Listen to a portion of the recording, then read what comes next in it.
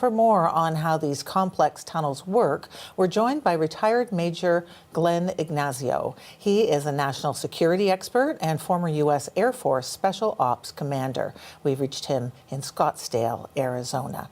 So can you tell us, to start, what challenges these tunnels pose for both the Israeli military and Hamas? Well, for the Israeli military and the IDF, as they enter these tunnels, it's actually a mystery. They may have some intelligence, or what we call human, most likely from human or human resources, to find out what those tunnels look like and what are the mappings and basically where to go. But that's still an unknown. So imagine going into a tunnel or actually a sewer system completely blacked out, trying to navigate and find an enemy that's trying to kill you. The IDF has night vision technology that's probably better than Hamas, and that's good for them to be able to do this.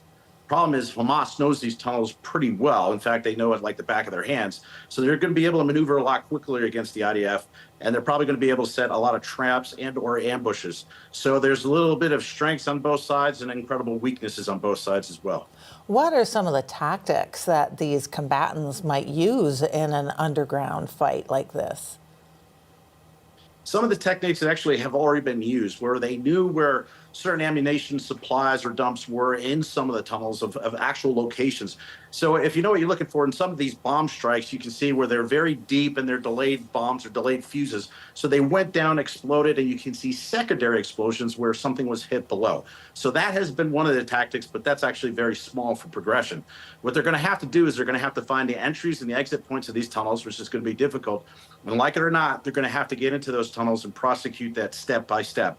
This is a lot of times what special forces and commandos do, because it's close quarter battle. It's very tight. It's very dynamic, dark. And at the same time, you may have some hostages in those tunnels. So you're going to have to be very slow and methodical to make sure you're taking out a Hamas member and not a hostage by accident. Right, yeah. Well, and of course, this situation today, Israel confirmed that it struck a refugee camp. It was targeting a senior Hamas official, but the rationale behind was that Hamas had this underground base below the area, dozens of people killed. How does the military navigate this sort of a situation while considering civilians above ground? Yeah, it's very difficult, and it comes back to rules of engagement. I mean, the ones I remember in the military from the Air Force side and from the U.S. side is that there'd be no collateral damage. You take out the target, but no civilians. What Israel's rules of engagement are, I do not know right now. But the thing is this is the problem with Hamas. Hamas has caused so much harm as far as using humans for basically using civilians, for human shields. They're not letting people evacuate. They're holding people in areas because of exactly that reason. So some of the times Israel may not even know that there's actual civilians in there. So when an attack happens, there's collateral damage, and that was unplanned. We also have to watch the information warfare game.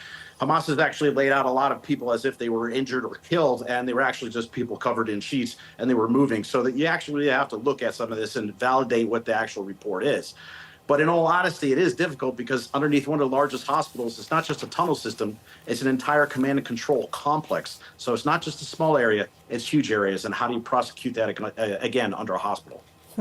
How important is this tunnel system to Hamas's ability to achieve its goals?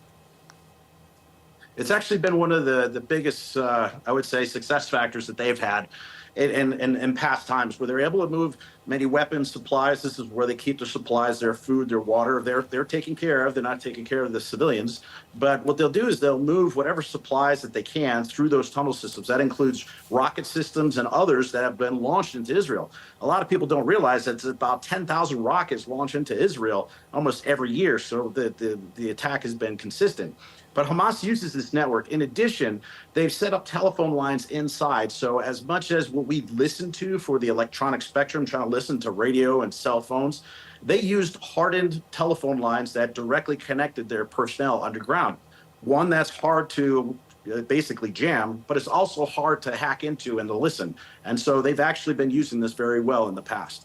So we've heard a lot of reports that many of the hostages are being held in the Hamas tunnel network. What will you be watching for as Israel ramps up operations and works to release those hostages?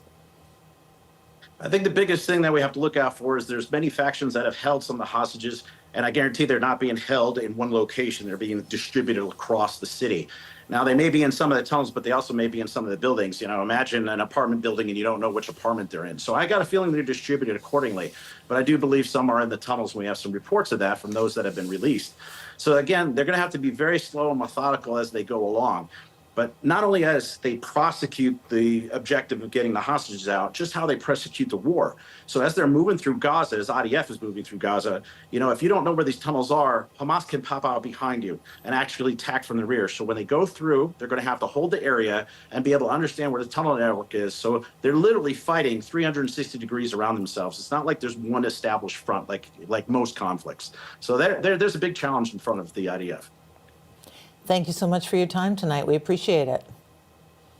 Absolutely. Thank you. Have a great night. Retired Major Glenn Ignazio is a national security expert and a former U.S. Air Force Special Ops Commander.